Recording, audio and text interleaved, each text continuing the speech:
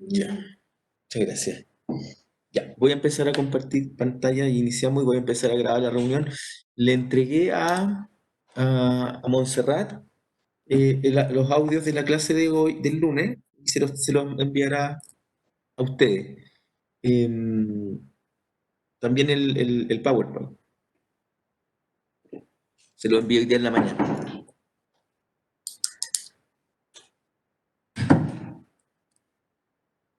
Y recuerden que entre hoy y el viernes, muy probablemente el viernes, voy a dejar en el foro una pregunta y se la voy a mandar también a Montserrat para que se la mande al grupo que tienen organizado ustedes, para que vayamos trabajando en casos y aprendan a contestar casos, porque como les dije, las pruebas son de casos.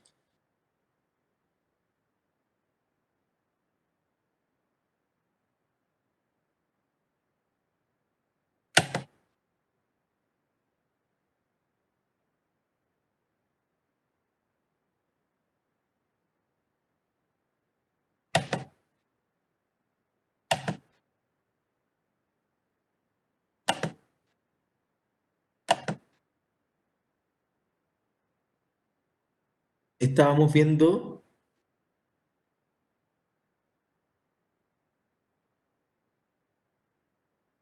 incidentes, ¿cierto? Sí, profe. Ya. Ahí se está desplegando la pantalla.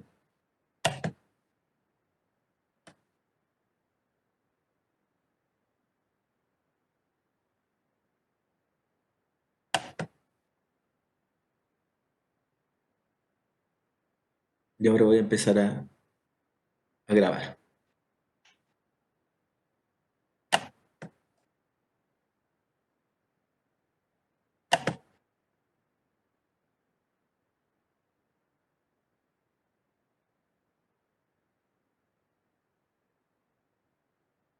Bien. Estamos grabando.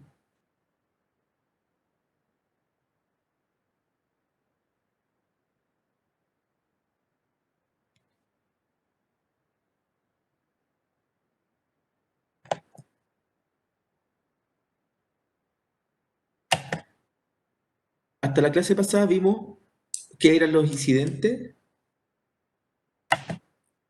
esta cuestión accesoria al juicio, la clasificación de los incidentes y la tramitación de un incidente general, que era la presentación del incidente por parte de alguna de las partes, luego la resolución, o sea, la posibilidad de escuchar a la contraparte por 3 días, y luego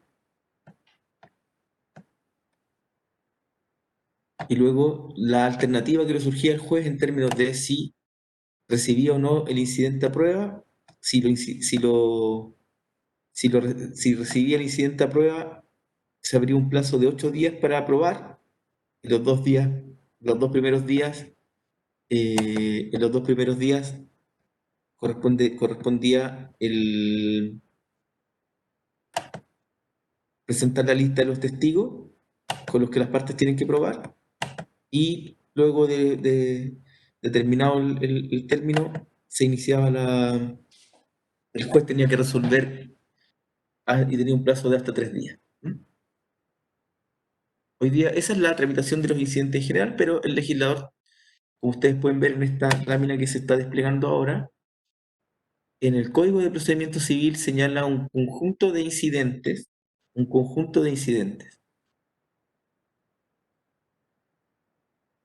Profe, no Sí. sé si es solo a mí o qué, pero como que se fue a negro. Sí, se ve negro. Tranquilo, que se ha demorado un poco, pero ya va a salir. Ténganme fe.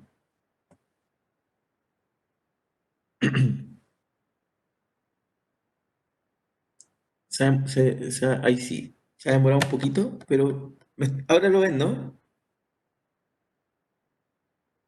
Sí, profe, ahí Sí, se se ve. ve. Ya, pero voy a tratar de compartirlo como si fuera una presentación, que es lo que se ha demorado en hacer. Por fin. Ahí estamos, ¿no? Sí, profe, ahí se ve bien. Ya. Estos son todos los incidentes que están regulados en el Código de Procedimiento Civil y por tanto se llaman incidentes especiales. Yo voy a tratar aquí los más importantes. Los más importantes. Algunos ya los vimos. Vimos el año pasado acumulación de autos expedientes con el objeto de cuando había pluralidad de partes. Y aquí vamos a ver desistimiento de la demanda. Algo vimos también de desistimiento de la demanda el año pasado cuando estábamos, en el semestre pasado cuando estábamos hablando de equivalentes jurisdiccionales o de fórmulas de resolución de conflictos, ¿se acuerdan? Eh, También vimos cuestiones de competencia, implicancia y recusaciones cuando estábamos hablando de competencia y de competencia subjetiva. Entonces aquí vamos a ver, y algo hablamos de nulidad procesal, como una forma de proteger la competencia del tribunal. Entonces ahora nos vamos a detener en estos incidentes especiales, en especial el desistimiento de la demanda, el abandono del procedimiento, las costas procesales y la nulidad procesal. ¿Mm? Que están regulados en el Código de Procedimiento Civil.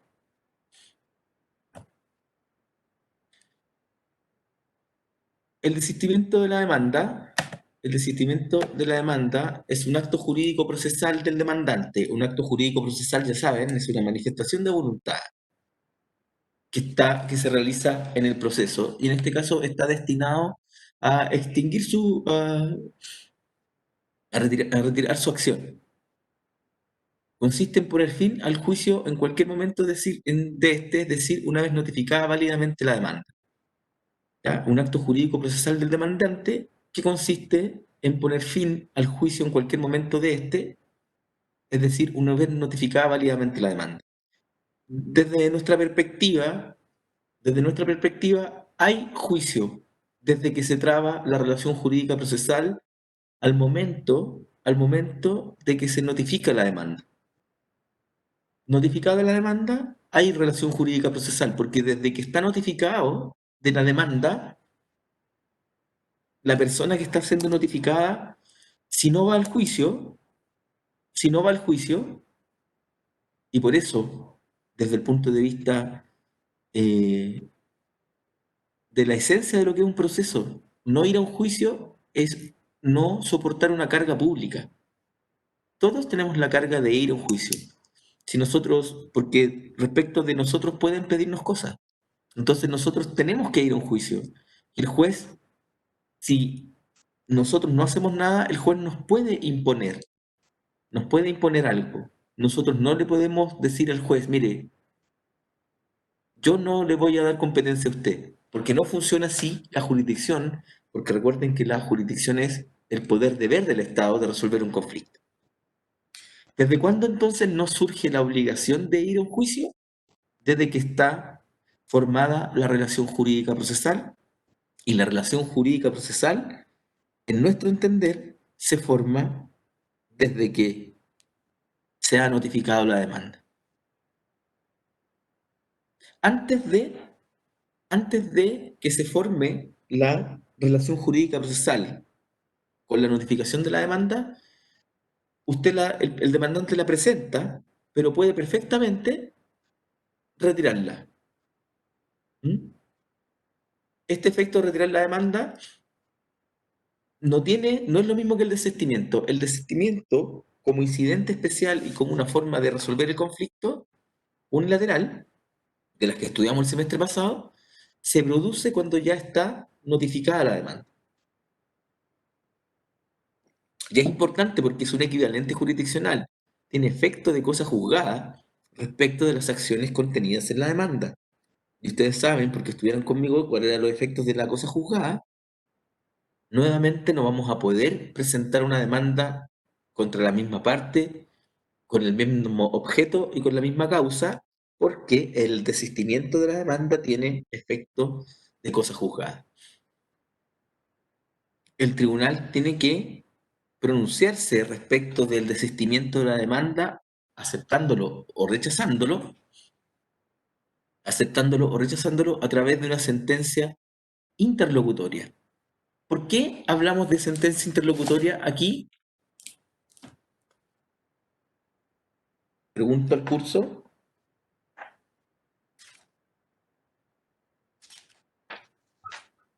Porque está creando derecho para las partes al hacer el Exacto. desistimiento de esta demanda. Exacto. Si tiene efecto de cosa juzgada, establece derechos permanentes. La cosa juzgada es un derecho permanente, ¿no? Sí. Claro. Entonces, cuando la resolución que resuelve este incidente tiene efecto de cosa juzgada. Y el artículo 150 señala con claridad, la sentencia que aceptare el desistimiento, haya o no habido oposición, extinguirá las acciones a que él se refiera con relación a las partes litigantes y a todas las personas a quienes hubiera afectado el juicio.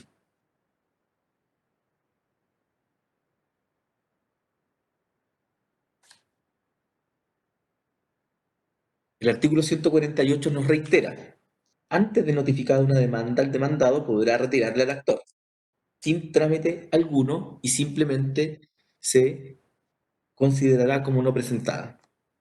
Después de notificada, podrá en cualquier estado del juicio desistirse de ella el actor y ésta se someterá a los plazos a los trámites del incidente.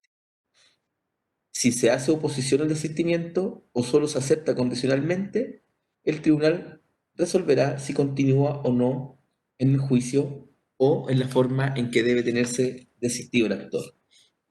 ¿Por qué creen ustedes ¿Por qué creen ustedes que puede tener sentido oponerse al desistimiento de la demanda?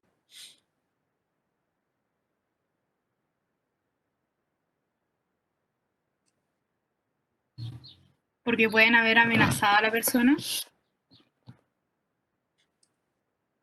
Pero es que el mismo que amenaza al que se desiste, el que podría oponerse al desistimiento, ¿qué es mejor desde el punto de vista procesal? O sea, desde el punto, porque fíjese que el efecto va a ser el mismo. Me insisto completamente en la demanda. Cosa jugada se acabó. Pero de repente puede querer la parte demandada, preferir que no sea un desistimiento, sino que sea una sentencia firme y ejecutoriada la que le dé la razón. Puede ser, pues, profe. A veces, a veces uno puede preferir que sea el tribunal el que le dé con el garrote y por último incluso le cobramos hasta las costas porque perdió. ¿Ah? Entonces, y también puede ser que no me oponga, que es un poco lo que dice el artículo 149, que aclare bien de qué cosa se está desistiendo. Porque recuerden que en la demanda pueden ir varias peticiones o pueden ser varios los fundamentos de la demanda. Y puede ser que el demandante quiera desistirse de alguna de las peticiones de la demanda y no de todas. Y yo decir, no, pues, o se desiste completo o no se desiste y seguimos adelante con todo. Dice, si se hace oposición al desistimiento o solo se acepta condicionalmente, el tribunal re- re- resolverá la forma en que debe tenerse desistido el actor. ¿Mm? Entonces no es tan instantáneo. Pero supuesto que se ha aceptado el desistimiento, ya sabemos que el efecto que produce cosa juzgada y extingue las acciones. Extinguirá las acciones a que él se refiere con relación a las partes litigantes y a los terceros que pudieran haber aprovechado de él. Ese es el primer incidente especial. El desistimiento de la demanda, que ustedes ya saben, opera como una especie de resolución de conflicto unilateral. Vamos al abandono del procedimiento. El abandono del procedimiento es una sanción. El abandono del procedimiento es una sanción procesal al litigante pasivo y que no le da curso progresivo a los autos. Es en realidad una sanción procesal para el actor, para el actor o demandante, para el actor o demandante, porque en materia civil el actor o demandante lleva el impulso procesal. Recuerden que las partes son dueñas del conflicto y en este caso el actor es el que debe empujar el conflicto hacia su consecución. Entonces, si la causa ha estado paralizada por más de 6 meses sin que se realice alguna gestión útil para dar curso progresivo a los autos, se puede declarar abandonado el procedimiento. ¿Quién entonces es el único que puede solicitar el abandono del procedimiento?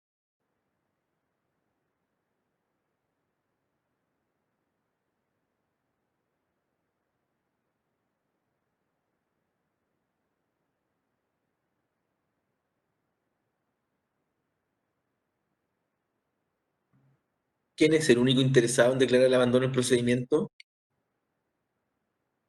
Christopher, dígalo con convicción, nos pone dudas, así como el demandado. Obvio, el demandado, el único interesado en declarar abandonado. Muy bien, Christopher. El abandono del procedimiento lo puede solicitar el demandado. Entendemos por abandono del procedimiento al efecto que se produce cuando todas las partes que figuran en el juicio han cesado su persecución durante 6 meses, y este es un plazo, recuerden, plazo de meses, se cuenta desde la fecha de la última resolución recaída en alguna gestión útil para dar curso progresivo a los autos. Artículo 152. El procedimiento se entiende abandonado cuando todas las partes que figuran en el juicio han cesado su prosecución durante 6 meses, contados desde la fecha de la última resolución recaída en alguna gestión útil para dar curso progresivo a los autos. Entendemos por resolución útil aquella que le da curso progresivo a los autos, es decir, busca que el procedimiento avance. Por ejemplo, si solicitamos el desarchivo de un documento, si solicitamos que se reciba la causa prueba, si solicitamos que se cite hoy sentencia, son todas resoluciones útiles para que dar curso progresivo a los autos. Es una sanción procesal para el sujeto activo del juicio, por no instar a que se continúe su tramitación. Porque él es el actor el que tiene la obligación de darle impulso a las partes. Los requisitos entonces, que haya un procedimiento pendiente, es decir, que el juicio esté avanzando, que exista inactividad procesal por parte, del actor y el transcurso del tiempo, que son 6 meses. ¿Cuándo se puede hacer valer? Durante todo el juicio hasta que se dicte sentencia. Durante todo el juicio hasta que se dicte sentencia. Y decimos que se puede hacer valer como acción o como excepción. Pero como bien nos señaló Christopher, esto solo solicitar el abandono solo le corresponde al demandado. El demandado lo hace como acción cuando él derechamente cuenta los plazos y se da cuenta que ya han pasado los 6 meses y antes que el demandante haga cualquier actividad en el proceso, reclama directamente y él genera el incidente y lo pone en la suma. En lo principal, solicita abandono del procedimiento. ¿Mm? Se llama acción porque el demandado lo hace él, directamente la solicitud. Pero puede ser como excepción. Pueden pasar 8 meses, 9 meses, 10 meses en que no pase nada. Y el demandante se dé cuenta que se le va a declarar abandonado el procedimiento. Entonces le intenta dar curso progresivo a los autos.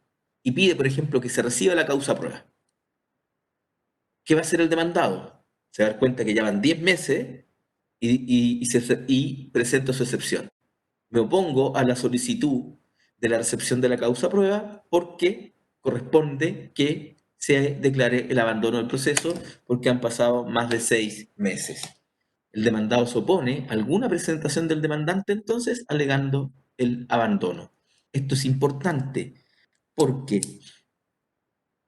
en el caso en que han pasado los meses y el demandado hace alguna gestión que no sea precisamente la de solicitar el abandono del procedimiento, se entiende que renuncia a su facultad de pedir el abandono. Entonces, si han pasado más de 6 meses, ante cualquier cosa, el demandado lo que tiene que pedir es el abandono, porque si no lo hace, si no lo pide, si no lo pide, se entiende que ha renunciado a su derecho de solicitar el abandono.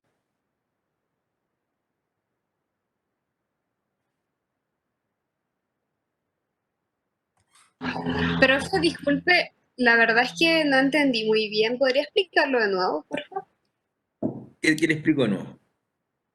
Lo que pasa es que me perdí un poco cuando dijo que, por ejemplo, el demandante pasan 8 meses y de nuevo como que presenta pruebas. Ahí puede el demandado igual Ahí tiene que pedir, hacerlo. puede pedir el abandono del procedimiento. Mire, Barraza, le pongo el mismo caso. Usted está defendiendo al demandado, ¿ya?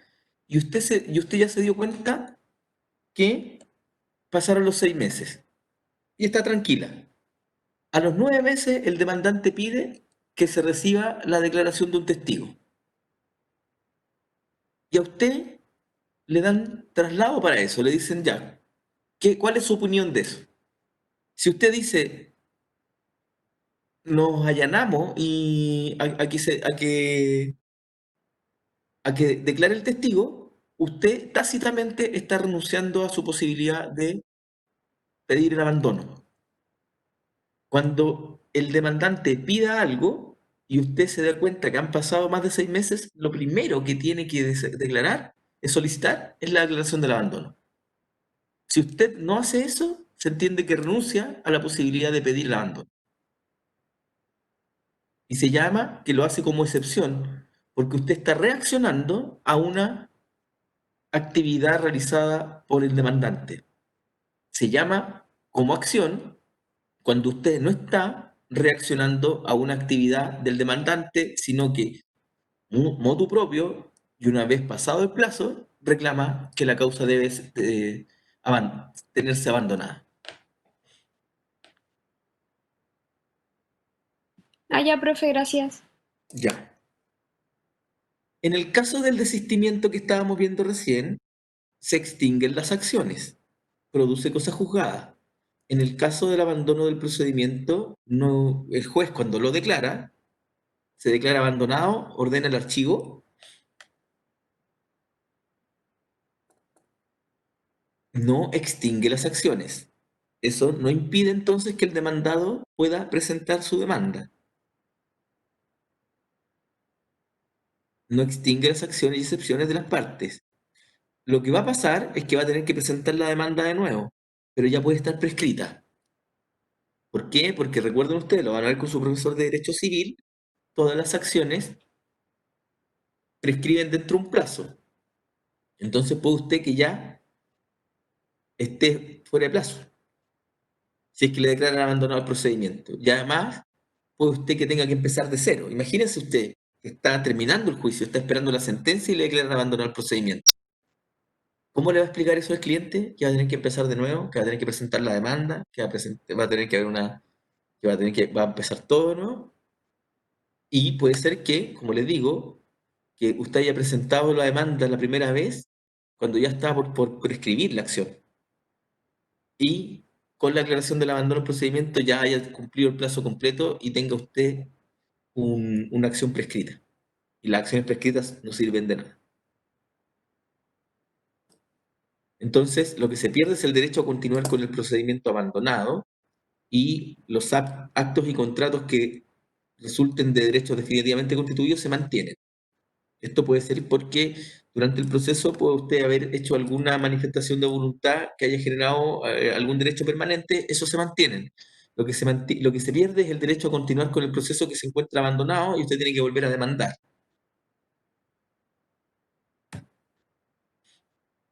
el abandono del procedimiento no procede en los juicios de quiebra, que hoy día ya no se llama quiebra, se llama reorganización. Tampoco procede el abandono del procedimiento en los juicios de división de comunidades o de liquidación de herencias, porque se hacen entre el juez partidor y ahí el impulso procesal es común. No hay un demandante y un demandado porque estamos liquidando una sociedad. Finalmente, y esto es más complicado de entender, existe una normativa especial a propósito de los juicios ejecutivos. En los juicios ejecutivos, usted cuenta con un título ejecutivo que es un antecedente más o menos verosímil de que existe una obligación que no está cumplida por el deudor. De manera tal que no se discute la existencia de la obligación porque está en un documento, en un título ejecutivo. Lo que hacemos es buscar bienes del deudor para pagar. Entonces, cuando estamos en esa etapa, el plazo no es de 6 meses, sino es de 3 años el plazo de abandono del procedimiento. Puede estar el procedimiento sin variación por un plazo mayor a los 6 meses. El legislador da 3 años. ¿Por qué? Porque recuerden que no hay prisión por deuda en Chile. Entonces, si una persona no tiene más bienes, no responde de las obligaciones porque no tenemos cómo quitarle los bienes. Entonces el legislador da un espacio mayor para que el demandante busque más bienes sobre los cuales cobrarse la acreencia. Por eso el abandono del procedimiento no es de 6 meses, sino de 3 años. Sino de 3 años.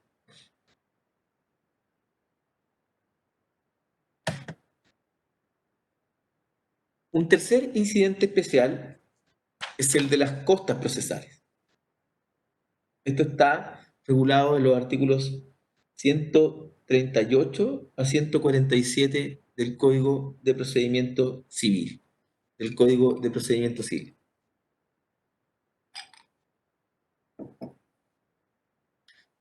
La justicia no es gratis. La justicia no es gratis, tiene costos.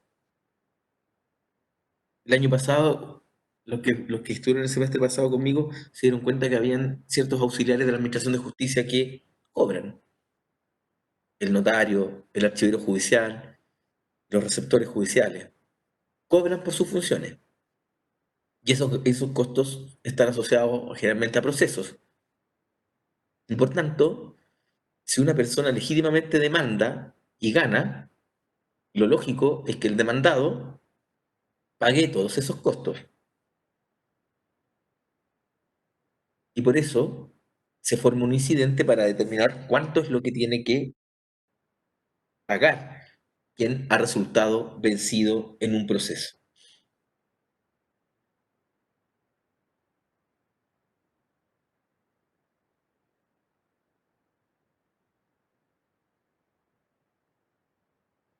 El artículo 144, el artículo 144 del Código señala quién está obligado a pagar las costas.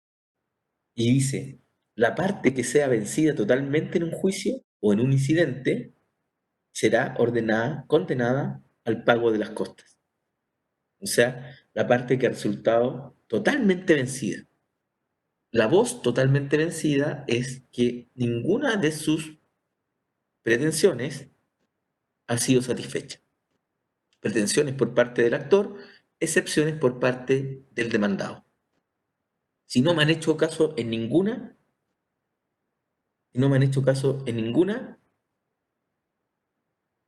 se entiende totalmente la parte vencida.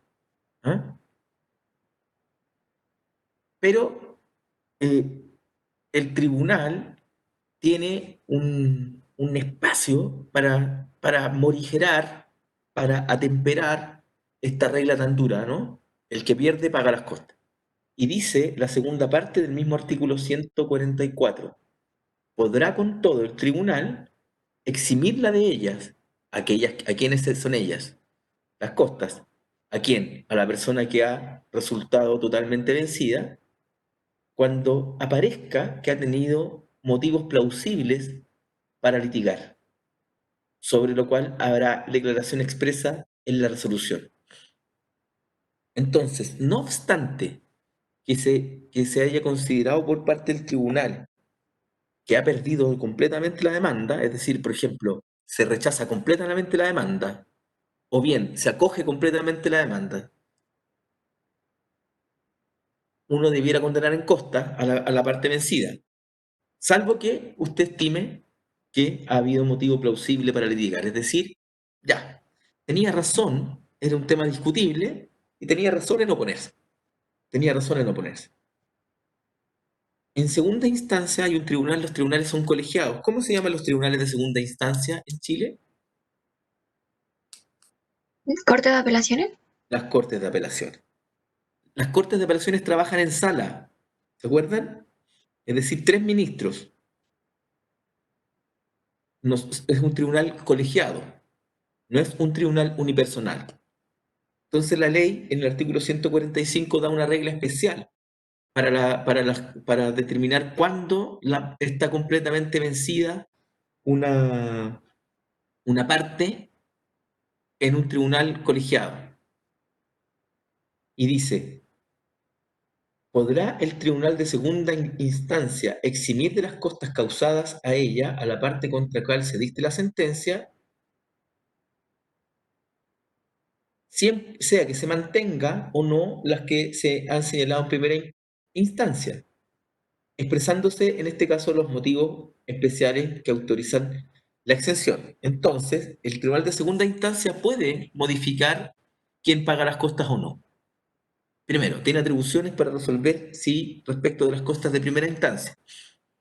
Pero más dice el artículo 146, no podrá condenarse al pago de las costas cuando se haya emitido por los jueces que concurran al fallo en un tribunal colegiado uno o más votos favorables a la parte que pierde la cuestión resuelta.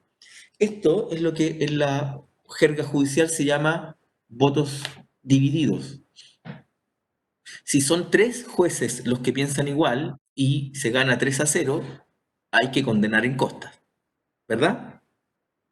Pero si es 2-1, voto de mayoría, o en el caso de la Corte Suprema 4-1 o 3-2, basta con que usted tenga un voto para que no pueda ser condenado en costa. No podrá condenarse al pago de las costas cuando se haya emitido por los jueces que concurran al fallo en tribunal colegiado uno o más votos favorables a quien pierda la cuestión resuelta. El artículo 147 nos da una norma que se vincula a las normas que revisamos la clase del lunes a propósito de la mala fe. ¿Se acuerdan qué tenía que hacer un incidentista que había perdido 2 incidentes? Pagar para poder presentar el tercero. Exacto, el tribunal en tan pronto rechazaba el segundo incidente, fijaba el monto de lo que había que consignar. ¿Se acuerdan que era una forma de un límite a la mala fe? Fíjense lo que dice el artículo 147. Cuando la parte que promueva un incidente dilatorio, dilatar significa aquel incidente que en realidad lo hago con solo objeto de demorar el proceso. ¿Ya? Cuando la parte que promueve un incidente dilatorio no obtenga una resolución favorable, será precisamente condenado al pago de las costas. ¿Me siguen? Es un refuerzo que hace la ley para desincentivar, que se promuevan incidentes, porque sabemos que los incidentes retardan la resolución del asunto, sobre todo si son de previo y especial pronunciamiento. Entonces, la parte completamente vencida paga las costas, a menos que el tribunal estime que tuvo motivo plausible para litigar. El tribunal de alzada puede modificar la resolución de quién paga o no las costas, independiente de si confirma o no confirma la resolución de primera instancia. Siempre tiene facultad el tribunal de alzada para no obligar al pago de las costas. Y tercera cuestión, en el caso en que la decisión del tribunal colegiado respecto a la cuestión de fondo tenga algún voto de minoría en favor de quien ha perdido el juicio, no corresponde el pago en costas. Y la última regla asociada al pago de las costas dice relación con que en caso de advertirse que hay un mero interés dilatorio por las partes para presentar el incidente, se procede al pago de las costas. Vamos entonces ahora qué son las costas y cómo se dividen. Profesor, ¿y cómo se hace para calcular las costas procesales? O sea, depende qué tanto se alargue el proceso, qué tan complejo, qué tanto se recurra al tribunal. ¿Cómo es el proceso para saber cuánto es lo que tenemos que pagar? ¿O se va haciendo como una suma? Allá, hacia allá vamos, hacia allá, justo hacia allá vamos, Ah, ya. justo hacia allá vamos. Aquí vamos, las costas se clasifican en costas procesales, aquí donde tengo el cursor, que son los gastos causados durante el juicio y que corresponden a servicios prestados a cambio de aranceles judiciales, ¿verdad? Los receptores, el conservador de bienes raíces, los notarios, etc. Son las costas procesales. Y por tanto, el receptor, por ejemplo, siempre tiene la obligación, el receptor tiene la obligación de,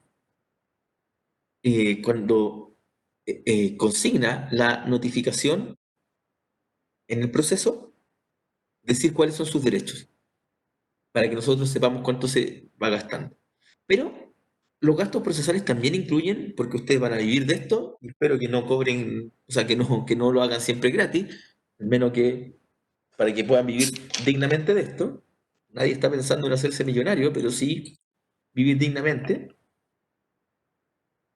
Existen las costas personales, porque ustedes comprenderán que ustedes y su familia van a hacer una enorme inversión en ustedes para que sean abogados y además que hayan tenido la fortuna de haber ingresado a una buena universidad. Entonces, eso se tiene que cobrar de vuelta, porque no es gratis la universidad en Chile, lamentablemente, ya lo saben. Entonces, las costas personales son los gastos provenientes de los honorarios de los abogados y demás personas que hayan intervenido en el negocio, en general los abogados y los procuradores.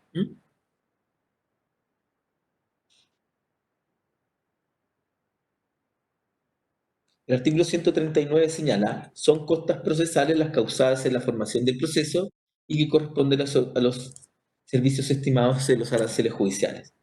Y son personales las provenientes de los honorarios de los abogados y demás personas que hayan intervenido en el negocio, también en el caso de los defensores públicos del artículo 367. ¿Cierto? ¿Se acuerdan que los defensores públicos también pueden defender a terceros? Ellos también cobran. Por ejemplo, las costas procesales van a ir también lo que nos cobre un perito, porque es un medio de prueba.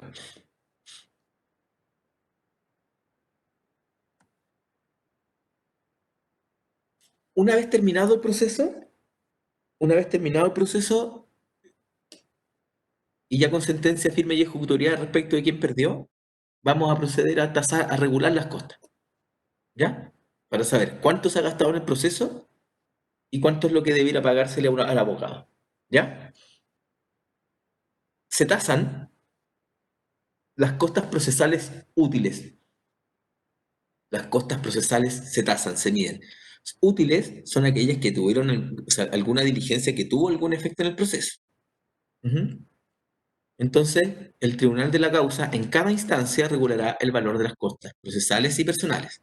Es decir, la Corte de Apelaciones regulará sus propias costas y el tribunal de primera instancia regulará las propias. En general, la jerga la costumbre ha hecho que sea el secretario del tribunal el que tase, y esa es la palabra que se ocupa, las costas procesales, es decir, como bien dice la compañera, se van a sumar en el proceso los gastos.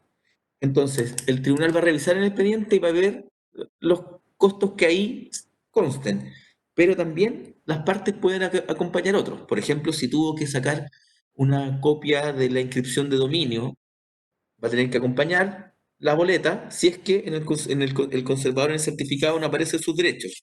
En general, en el certificado del conservador aparecen sus derechos, lo mismo que en las notarías, aparecen abajo derechos.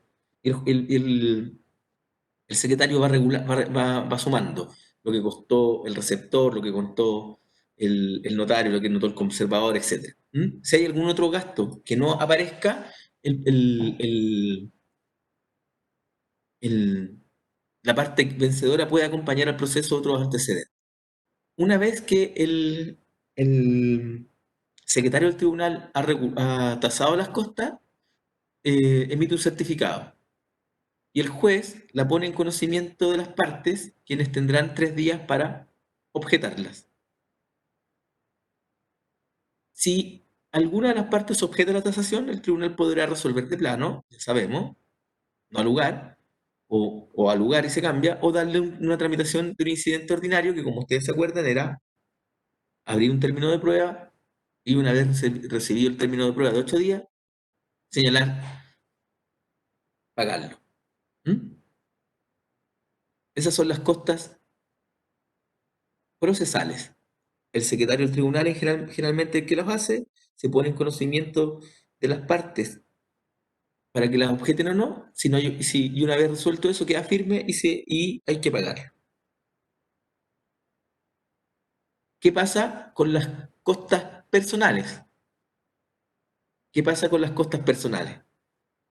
Las costas personales no se tasan, sino que lo que se hace es una regulación prudencial. Una regulación prudencial. Y esto es lo más arbitrario que hay porque no hay ningún parámetro. O sea, podría haber un parámetro en los aranceles del Colegio de Abogados. El Colegio de Abogados tiene una regulación de cuáles serían los aranceles, pero eso es meramente orientador, porque vivimos en una economía de libre mercado y los jueces van a tener que eh, regular las costas de manera prudencial. El juez, que es el que mejor conoce cuál ha sido la labor del abogado, va a revisar esto en teoría, debería mirar si la demanda estaba bien hecha, si acompañó buena cantidad de pruebas, si concurrió a los comparendos, si hizo sus observaciones a la prueba correctamente. Es decir, si hizo va a fijar honorarios que sean acordes con su labor. ¿Mm? Acordes con su labor. Y, y- y las va a regular también. Y respecto de eso, también la resolución es apelable, respecto al monto. Eso es, eso es respecto de las costas. Profesor, y una duda, en las costas hay como, a ver, un valor objetivo por decir, no sé, consultar a un perito cuesta tanto siempre o eso va variando dependiendo del caso. En el caso de los peritos, en el caso de los peritos, va a aparecer la boleta de cuánto gastó y el juez va a tener que decir, igual les cobro muy caro, pero es prudencial. No hay aranceles, pero son meramente indicativos, no son obligatorios para el juez. ¿Ya?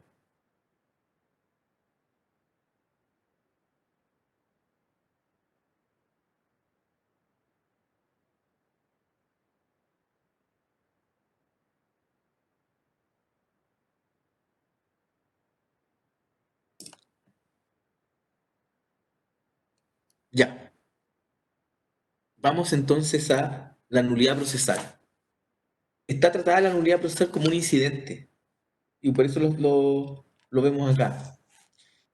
Está tratada en los artículos 83 y siguiente, y también a propósito de las rebeldías. Esto también lo estudiamos el año pasado cuando estábamos viendo las rebeldías. Rebeldía se trataba de un sujeto que estaba notificado, emplazado y nunca había participado en el proceso. ¿Mm? La nulidad procesal forma parte de un sistema orientado bajo los principios del recurso de casación en la forma, las excepciones dilatorias, la nulidad procesal, buscan conservar que todos los actos procesales, recuerden que el proceso es un conjunto de actos procesales que están concatenados, que están unidos, y que cada acto protege algún principio, algún valor del debido proceso.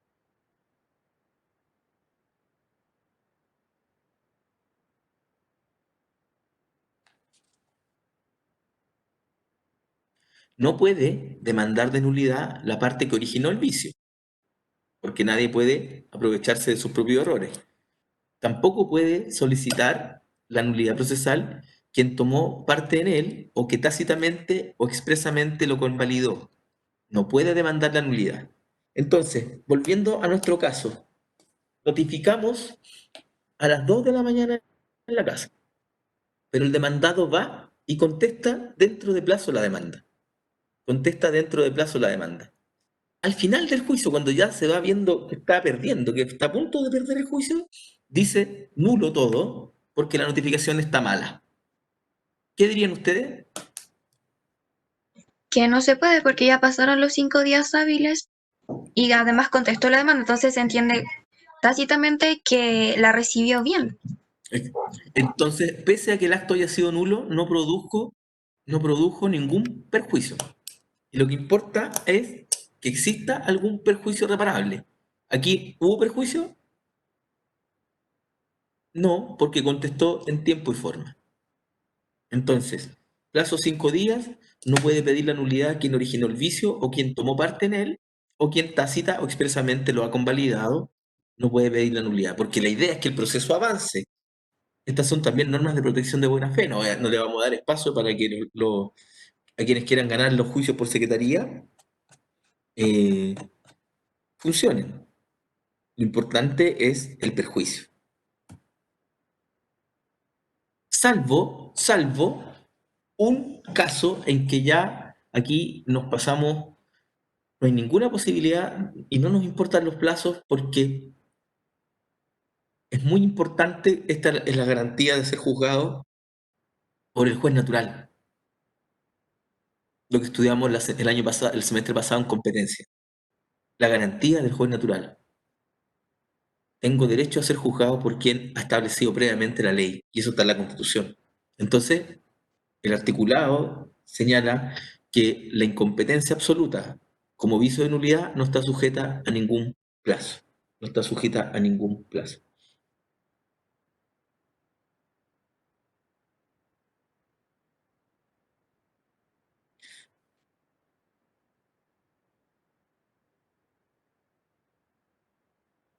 Voy a leer el artículo 83 en su inciso segundo, que explicita todo lo que hemos conversado. La nulidad solo podrá impetrarse dentro de 5 días, contados desde que aparezca o se acredite que quien deba reclamar de la nulidad tuvo conocimiento del vicio, a menos que se trate de la incompetencia absoluta del tribunal, que no tiene plazo, ¿eh?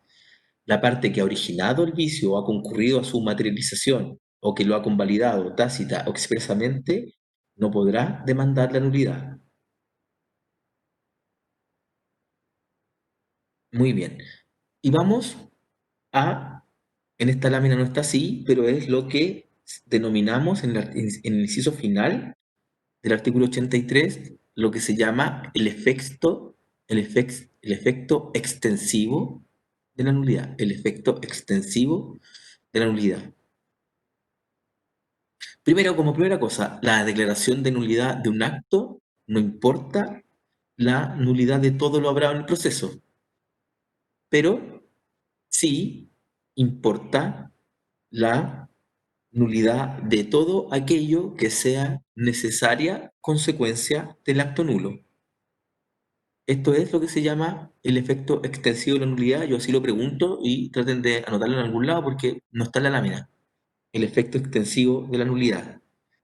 Se declara nulo el acto y todos aquellos actos que son fruto necesario de la consecuencia de ese acto. Por ejemplo, si es señalado que lo que se declaró nulo es la notificación de la demanda, todos los actos para allá, que se haya la contestación de la demanda, la réplica, la dúplica, la recepción de la causa a prueba, tiene, todo eso tiene consecuencia a propósito de lo que yo he declarado, que tengo que declarar nulo todo.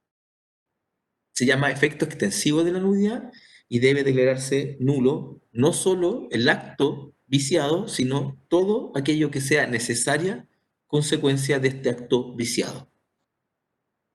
Por ejemplo, si no se notificó correctamente que un día debía declarar como testigo, que se iban a recibir testigos en un día determinado, pero no, eso no se notificó bien y por esa razón el demandado no pudo ir a esa diligencia, toda esa diligencia tiene que declararse nula. Porque se declara nula la notificación de la audiencia de testigos y también se tiene que declarar nulo todo lo que expusieron esos testigos, porque precisamente es necesaria consecuencia. ¿Mm? El artículo 83 señala lo que más o menos estoy diciendo. La declaración de nulidad de un acto no importa la nulidad de todo lo logrado. O sea, en principio, no todo queda nulo. El tribunal, al declarar la nulidad, deberá establecer precisamente cuáles actos quedan nulos en razón de su conexión con el acto anulado, en razón de su conexión con el acto anulado. Esto es lo que se llama el efecto extensivo de la nulidad. Debo dejar nulo el acto anulado más todo aquello que sea su necesaria consecuencia, más todo aquello que sea su necesaria consecuencia. El artículo 79, que está situado a propósito de las rebeldías, el artículo 79 que está regulado a propósito de las rebeldías, nos habla de la nulidad por fuerza mayor. Quiero que se acuerden conmigo. Si nunca pudimos notificar a alguien, ni personalmente, ni por la notificación sustitutiva de la personal, considerada en el artículo 44 del Código de Procedimiento Civil, ¿qué otra opción me da la ley para notificar personalmente a una persona?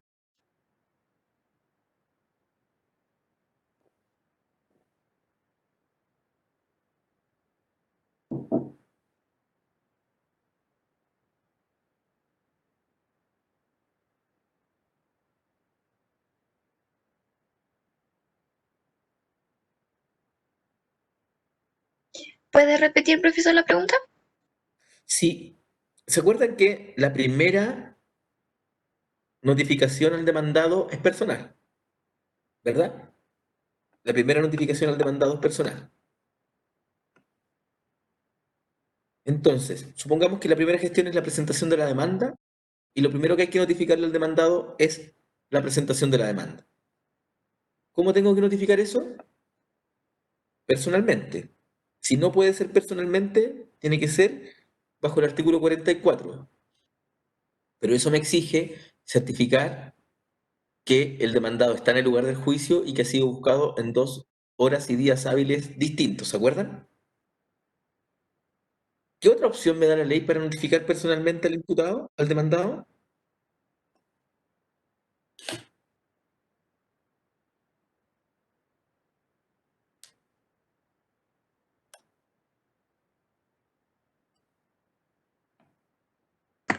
¿Por cédula, profe? Notificación por cédula necesitamos que contar con el domicilio y es precisamente lo que no tenemos ahora. ¿Se acuerdan de una notificación que hace en el diario? ¿Por estado diario, profe? No, por ¿La avisos, notificación por avisos? por avisos, que es una notificación muy débil. Notificación por avisos.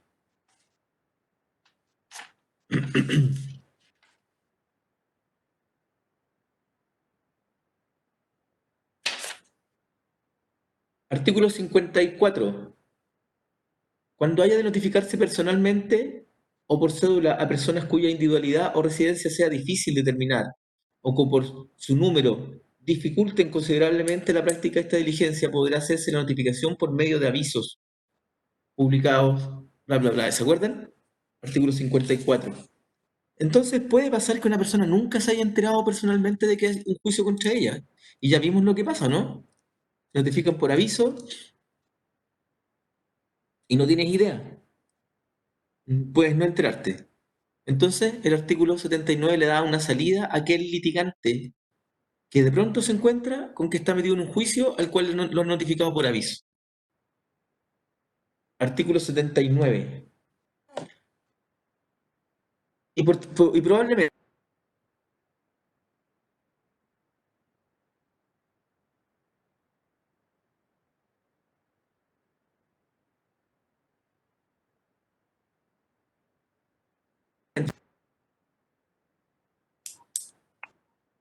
Artículo 79. ¿Podrá un litigante pedir la rescisión? Cuando hablamos de rescisión en derecho en derecho civil es nulidad, ¿verdad? ¿Podrá un litigante pedir la rescisión de lo que se ha obrado en el juicio en rebeldía suya, ofreciendo probar que ha estado impedido por fuerza mayor? Este derecho solo podrá reclamarse dentro de 3 días contados desde que cesó el impedimento y pudo hacerse valer ante el tribunal que conoció el negocio. Si artículo 80. Si al litigante rebelde. Entonces, primera situación, nulidad por fuerza mayor. Se trata de un litigante que puede pedir la rescisión de lo obrado en el juicio, ofreciendo probar que ha estado impedido por fuerza mayor. 3 días desde que cesó el impedimento. Nos pudo haber pasado este año, ¿no?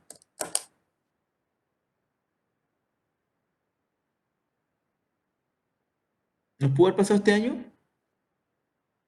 A Sí. propósito a propósito de la pandemia, ¿verdad? A propósito de la pandemia, ¿sabe qué? No pude ir a asistir a una audiencia porque me detectaron COVID. Y tuve 14 días de cuarentena. Esta es nulidad por fuerza mayor. Un litigante puede pedir la nulidad de lo que se haya obrado en el juicio en rebeldía suya, ofreciendo probar que se encontraba impedido por fuerza mayor. Nos pasó hace un tiempo atrás, hace 6 años atrás, una luz en Copiapó y los tribunales tuvieron que cerrar. Y por tanto no se pudo presentar los escritos o no se pudo concurrir a audiencia. Nulidad por fuerza mayor. Y el plazo para que yo pueda solicitar la nulidad son 3 días desde que cesó el impedimento. Y ahora voy a volver al caso en que yo estaba hablando antes. ¿Qué pasa? Lo estaba pasando al revés, que es la nulidad por falta de emplazamiento. ¿Puede pasar que todo el proceso lo llevemos en rebeldía del demandado? Sí, sí. ¿Por qué? Porque en Chile existe la posibilidad de que te notifiquen por aviso o que te dejen una cédula en un lugar donde tú no estabas. Artículo 80. Artículo 80. Si al litigante rebelde no se le ha hecho saber en persona ninguna de las providencias libradas en el juicio, es decir, nunca fue notificado personalmente de nada, puede pedir la rescisión, otra vez, rescisión es nulidad, de lo obrado, ofreciendo probar que por un hecho que no es imputable a él, no llegaron nunca a sus manos las copias de la notificación personal o de la notificación subsidiaria. El plazo es de 5 días desde que aparezca o se acredite en el juicio que él tuvo conocimiento de que había un juicio en su contra. Si al litigante rebelde no se le ha hecho saber, dice el artículo 80, en persona ninguna de las providencias libradas en el juicio podrá pedir la rescisión del obrado ofreciendo acreditar que, por un hecho que no le sea imputable, ha dejado de llegar a sus manos las copias a que se refieren los artículos 40 y 44, o que aquellas no son exactas en su parte sustancial. Este derecho no podrá reclamarse sino dentro de 5 días contados desde que aparezca o se acredite que el litigante tuvo conocimiento personal del juicio. Estos dos incidentes, el incidente de nulidad por falta de emplazamiento del artículo 80 y el de nulidad por fuerza mayor del artículo 79, no son de previo y especial pronunciamiento, aunque debieran serlo, pero porque hay una norma expresa en el inciso artículo 81. En principio debieran considerarse de previo y especial pronunciamiento y suspender la tramitación principal, pero el legislador, pese a ello, el artículo 81 señala: los incidentes a que den lugar las disposiciones contenidas en los 2 artículos anteriores no suspenderán el curso de la causa principal y se sustanciarán por cuaderno separado. Se sustanciarán por cuaderno separado.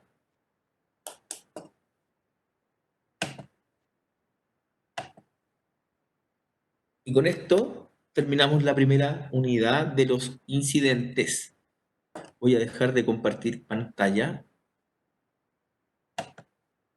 Y estamos en la hora de lo que yo tenía previsto.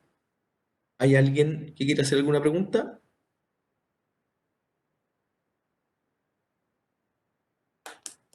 Profe, pero no tiene relación con la materia. Respecto a las evaluaciones, si tiene alguna fecha aproximada. Están, Porque hubo un ligero cambio, no sé si están le habrá calendarizadas, afectado.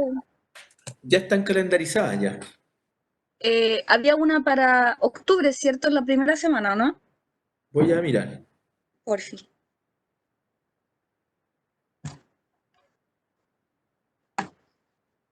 Si no me equivoco, el primer lunes de octubre según calendario.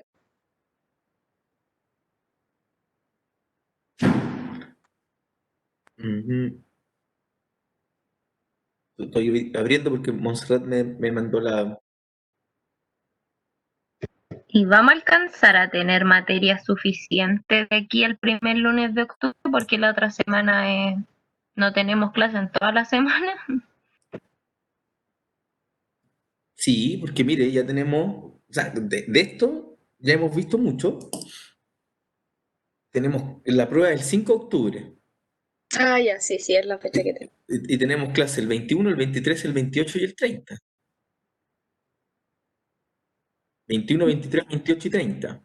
Con eso que ahí vamos a terminar todo. Ya, sí. O sea, vamos a tener todo precautoria. Va a haber harta materia, no crean que no. No crean que no. Ya, profe. Gracias. Ya, listo. Desco- Crean que para hacer caso no cuesta nada.